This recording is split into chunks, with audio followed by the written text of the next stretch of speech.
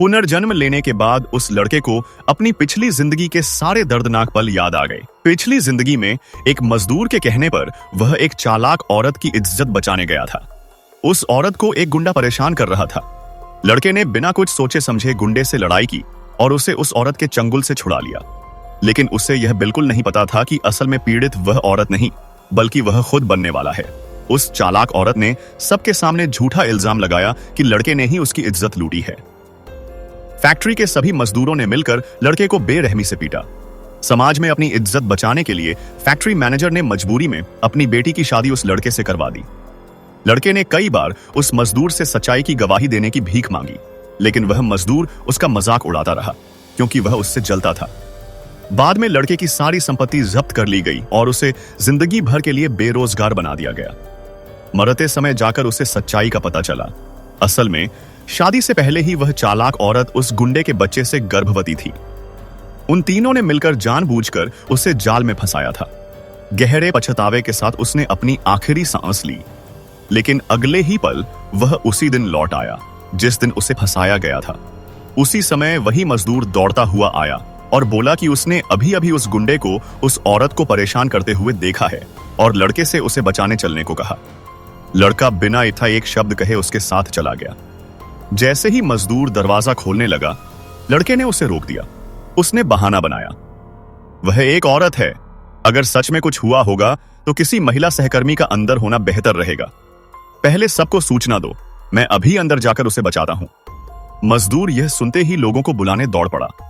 अंदर वही चालाक औरत और वह गुंडा अपनी साजिश की तैयारी कर रहे थे। जैसा कि लड़के ने अंदाजा लगाया था, उस औरत के साथ कोई जबरदस्ती नहीं हुई थी।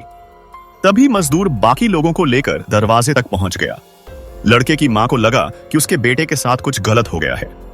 मां को घबराया हुआ देखकर लड़के का दिल टूट गया, क्योंकि पिछली जिंदगी में उसकी मां के सिवा किसी ने उस पर भरोसा नहीं किया था। जब मजदूर ने देखा कि लड़का अब तक अंदर नहीं गया तो वह हैरान रह गया।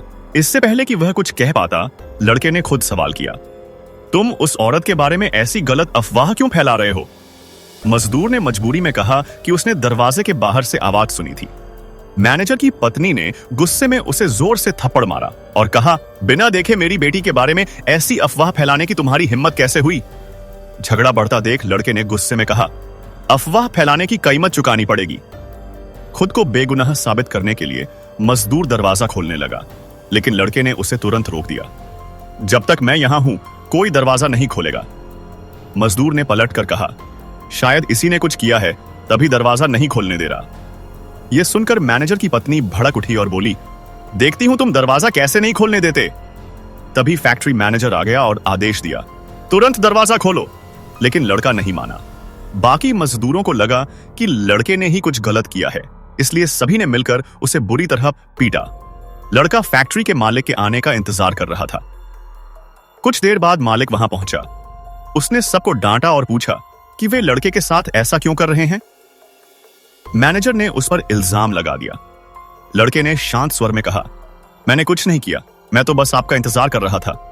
जब मैनेजर ने दरवाजा खोलने की कोशिश की तो पाया कि दरवाजा अंदर से बंद था। उसने पत्थर उठाकर दरवाजा तोड़ दिया। अंदर जाकर देखा तो औरत बोली, आप लोग यहां क्यों आए हैं और दरवाजा क्यों तोड़ा? लड़के की मां बोली, हम तो बस तुम्हारी चिंता कर रहे थे। तभी लड़के ने मजदूर से कहा, भले ही तुम मेरे भाई जैसे हो, लेकिन तुम्हें ऐसी अफवाह नहीं फैलानी चाहिए थी। किसी की इज्जत पर सवाल उठाना गलत है। मजदूर बोला, मैंने अपनी आंखों से उस गुंडे को अंदर आते देखा था। तब लड़के ने उस औरत से कहा, तुम्हारे कूड़ेदान से बहुत बदबू आ रही है, शायद तुमने कूड़ा नहीं फेंका। यह कहते हुए उसने पर्दा हटाया और वहां वही गुंडा छुपा हुआ था। और फिर नेक्स्ट पार्ट देखने के लिए वीडियो को लाइक करें और चैनल को सब्सक्राइब करें।